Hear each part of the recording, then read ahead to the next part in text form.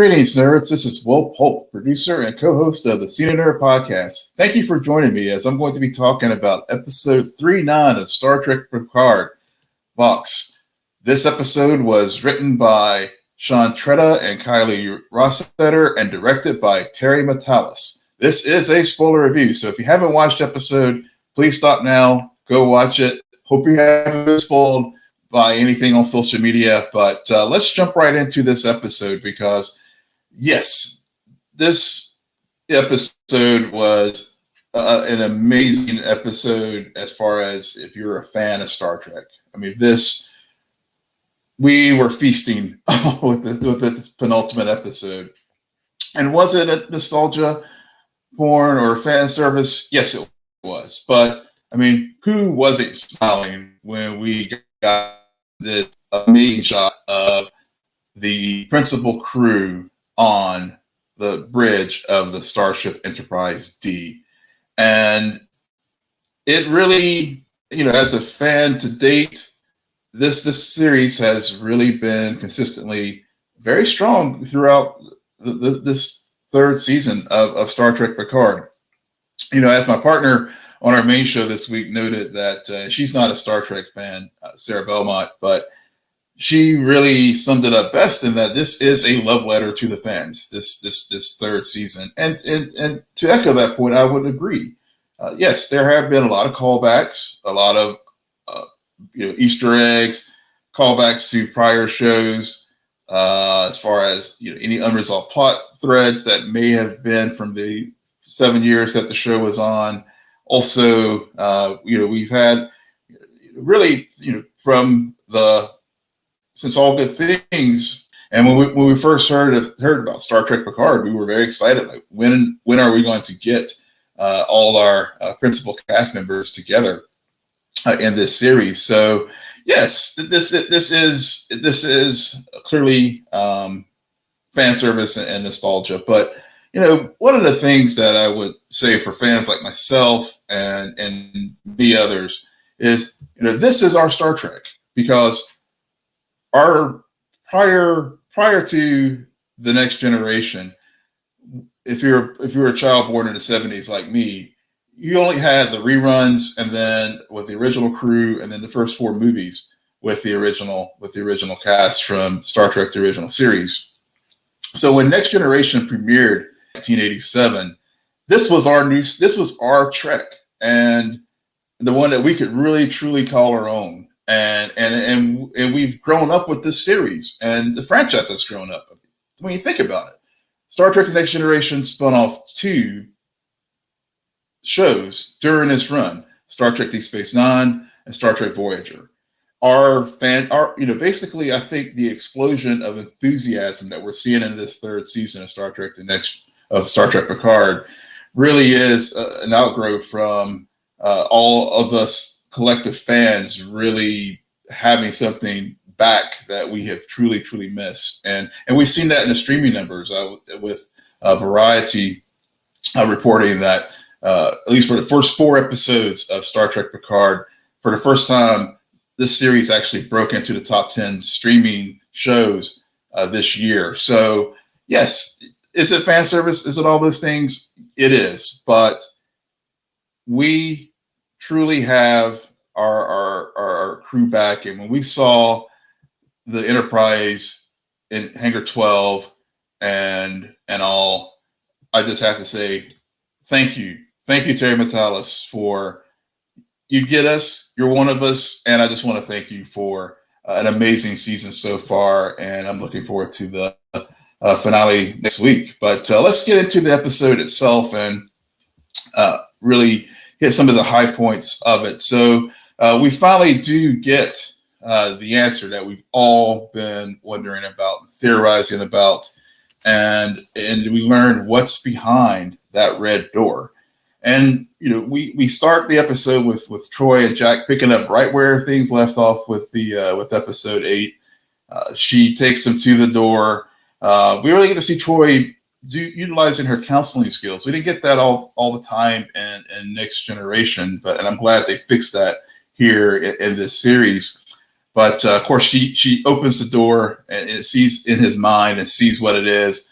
and we learn that it's the Borg, and we hear, as many of us have theorized, that it is indeed, when we heard the voice, I am Locutus of Borg, and hearing those lines lifted straight from Best of Both Worlds. And it sent chills in my spine because, yes, in my last review, last week did settle on that it is Locutus. Pah-wraiths were clearly a very strong contender as well, because there are many things, that evidence there that did make it seem like it could have been the Pah-wraiths. But when you really think about it, the Borg, and in particular Locutus, is the appropriate enemy and the big bad for this season, and we will get into more of that here in a bit. But if you're going to close out this season and close out this chapter in the Star Trek universe with this principal crew of the Next Generation, you have to do it with Locutus, but I do like the way that they use the changelings as the foot soldiers to assimilate the Federation. So you had two big major bads working together here in this season, but also not the fans and people who did theorize about the Pah-wraiths definitely made a good point, because again, the Next Generation did spin off DS9, but I think to introduce them as the big bad this year probably would not have been, there would have been had taken more narrative leaps and create links to make that work. But we do, Beverly, Jean-Luc, and Troy talk about learn. Of course, Picard talks about the Irumodic syndrome, and again, it goes back to what Data had shared before, Data Golem, that the Irumodic syndrome diagnosis was incomplete and was inaccurate, and we learn why the changelings and Vadic wanted Picard's body, because not only did the Borg take him, but they rewrote his DNA, and now we'll see later in the episode why they needed his body to carry out their sinister plans. But it was a very chilling moment for both Beverly and Jean-Luc, because Beverly lost. She knows it. She lost one son to the stars with Wes, and now she's lost another child to Locutus, and it's got to be double whammy for Jean-Luc, because again, the legacy, and we've talked about this, and I've talked about this in my reviews. The legacy has been big this season, and so what worse legacy could you pass on than the instrument that, as Jean-Luc noted, he almost killed everyone he loved because of being assimilated by the Borg and being Locutus. So I thought that was just going back to my earlier points earlier. Yeah, there's a lot of fan service and stuff going on with with things this season, but there's a real hard story and a very strong story that has consistently gone throughout this season. And I think that's the other reason why this show is resonating so much, and why it makes sense too that Locutus and the Borg Queen are the big bads in the series. But Jack, they talk about the protocols and stuff. Troy, notes that clearly, given that it is the Borg and their Starfleet does have protocols of this thing when this happens. But Jack is like, what's the protocol for me? I'm your son. Jean-Luc, you're my father.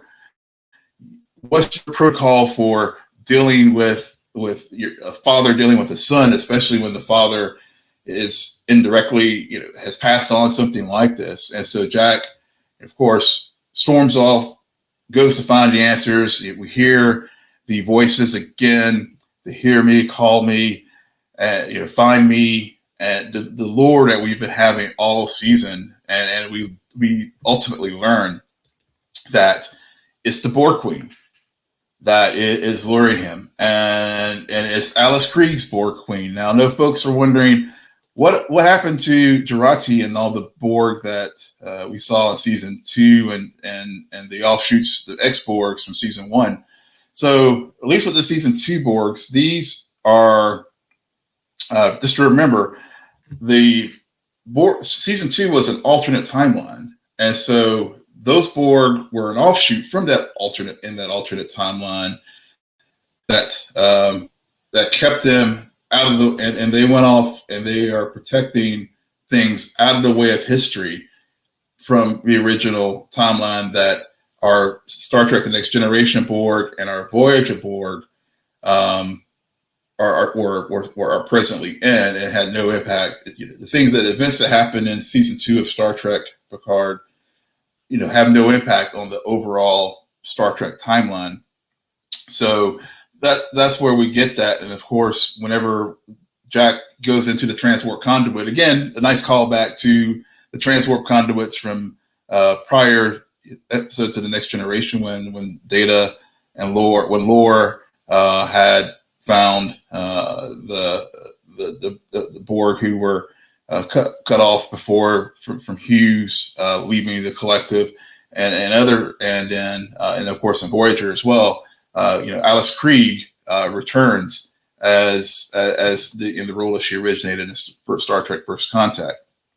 So, you know, we get to you know, it is Frontier Day. We learn that the fleet has all assembled over Earth in Sector 001.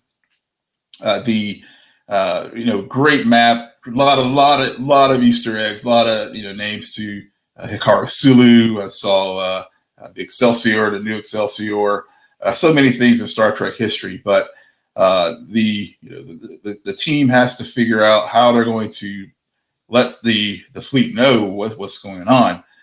So when they do the transmission to the Frontier Day, we get the Enterprise F, get their ceremony. I think it was a ceremonial decommissioning of the Enterprise F, but we did get a view of it, and we knew about that from the trailers earlier before the season premiered. But one of the big things that we all were surprised about was Commander, now Admiral Shelby, Elizabeth Shelby, returns. And for folks who may have forgotten, or for new fans to Star Trek, Commander Shelby was assigned to the Enterprise D during the 2 episodes, The Best of Both Worlds, and she was there when Jean-Luc was assimilated by the Borg.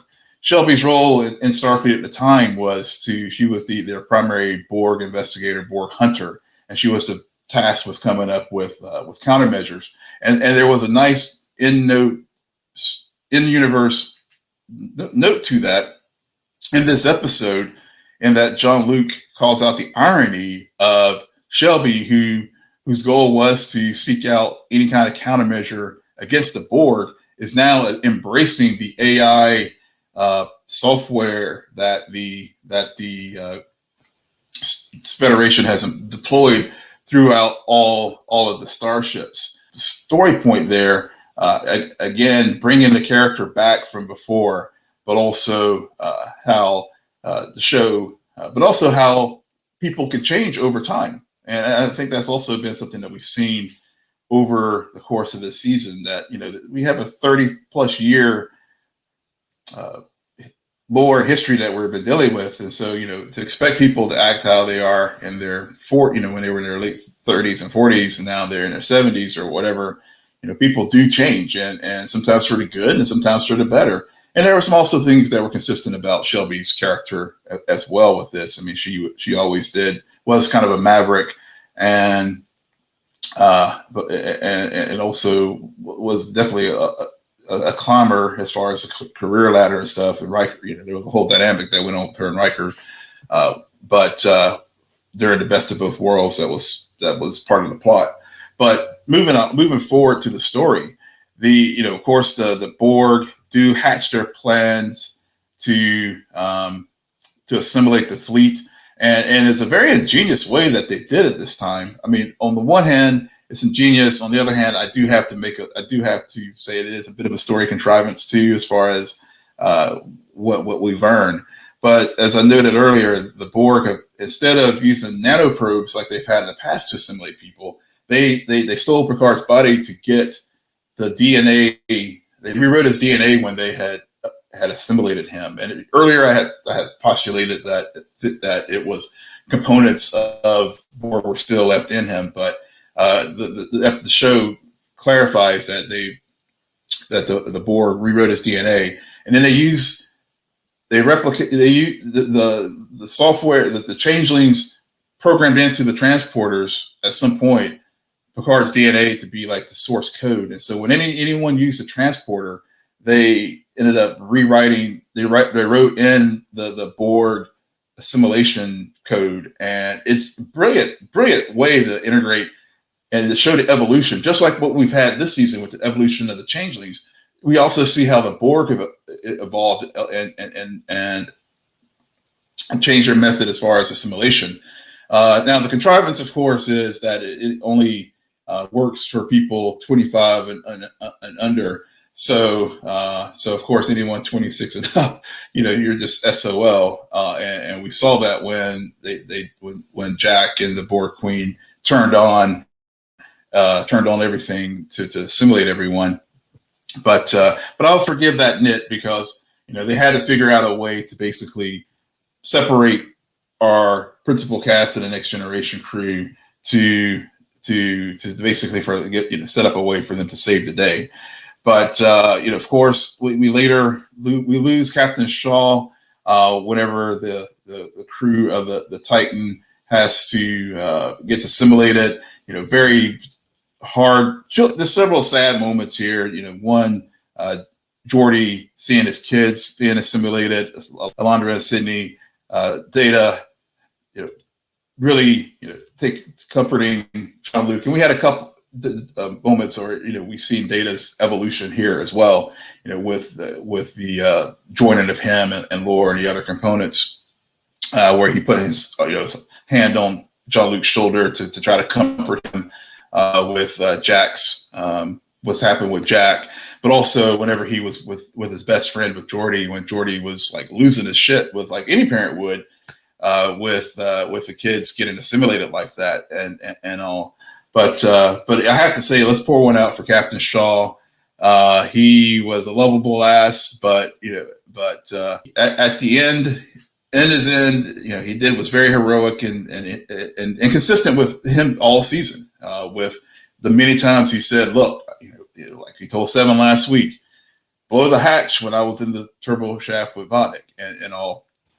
But in his dying breath, he finally did give Seven the proper respect and called her not Commander Hansen, but passed on the baton and command.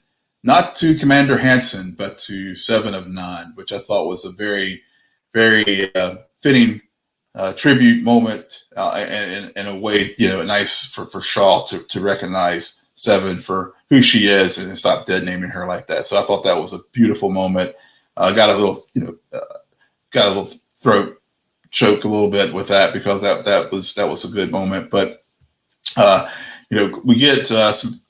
Lighten up a little bit. We do get some the humorous moments between Geordi and Data as they are trying to escape the Titan, and Geordi is telling Data to be more optimistic, and Data was like, "Oh, I hope we die quickly." And I thought that was a pretty funny moment. But also in the shuttle, when we do finally learn, and of course when we heard Alondra tell Geordi that, what's that thing in Hangar 12? We all knew, we all pretty much knew what was coming. But when we heard that, and they get to the Fleet Museum over Aldina, and the funny moment there with Worf and everyone with the Enterprise E, and Worf's like, "It's not my fault," and you gotta laugh for Troy because, of course, she was at the helm when the Enterprise D crashed on Vernia 3. Worf must have, whatever happened with the Enterprise E. The contents of that mission has been classified, as we've learned in some of the Star Trek logs. But I will say that when we did finally get that moment that we've talked about before, of the coming into Hangar 12 and seeing the Enterprise, and Geordi talking about how he was able to rescue the ship, and a good use of the Prime Directive that they retrieved the ship from Veridian 3 to not contaminate the populace there, given that it had crash landed in Star Trek Generations, and so nice use of the Prime Directive there. We get the wonderful moment of Picard and the crew, Riker telling Jean-Luc, "We will follow you anywhere." Very reminiscent of like Star Trek 3, when the Search for Spock, when Kirk and the original crew stole the Enterprise from space dock to rescue Spock from the Genesis planet. But the same kind of vibes and the same kind of here our crew is family, and Riker says that, and great moment of that, of them having that, and then Jean-Luc, of course, noting that the thing that he missed were the carpets on the Enterprise, and which is a nice in-universe nod to how Starfleet ships are more Spartan and than they were during when the Enterprise D was built, and seeing the dedication plaque, and also hearing the First Lady of Star Trek, the late Majel Barrett, as the voice of the computer, resonate through the bridge and the ship when Jean-Luc reactivates his command of the Enterprise, and getting the battlefield demotion to captain from admiral, which was just a wonderful touch. And so everything about this scene. I mean, I'm sure all of you can share. I'd love to hear your comments. What you felt when you saw them on the bridge of the Enterprise D. But it was definitely a moment that I feel was definitely earned, and that's the big thing about this season is they nicely reintroduced all the principal cast members, and then when we finally did get them that first moment together in the episode, even though they weren't all in the same scene, that was a big moment. When we finally got them around the conference table on the Titan, another huge moment for fans, and just bringing that familiarity and that moment of like this, where we smile, let's have that geeky smile.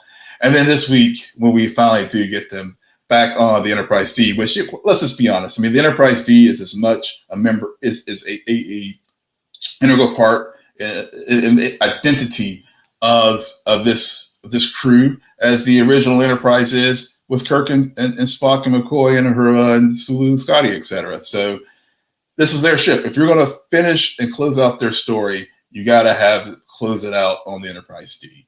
No bloody E, F, or J, or whatever letter in the alphabet, to paraphrase Scotty from Relics. So so next week is the finale. No theories for me this week. I'm just going to sit back and enjoy what's left to come. And I'm telling y'all, I'm not ready. I'm really not ready. I've been enjoying this ride the last 9 weeks, and wish there were more. But with that, be sure to subscribe to our channel here on YouTube. Follow us on audio, wherever you get your podcast, by going to www.cinenerdpodcast.com. Please like this video or share it wherever you get your podcast. Comment as well. And I will, with that, live long and prosper. I will leave you to bask in this moment from this episode.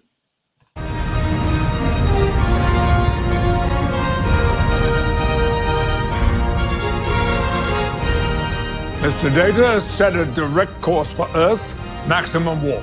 Aye, Captain. Course laid in, sir. She's ready. Engage.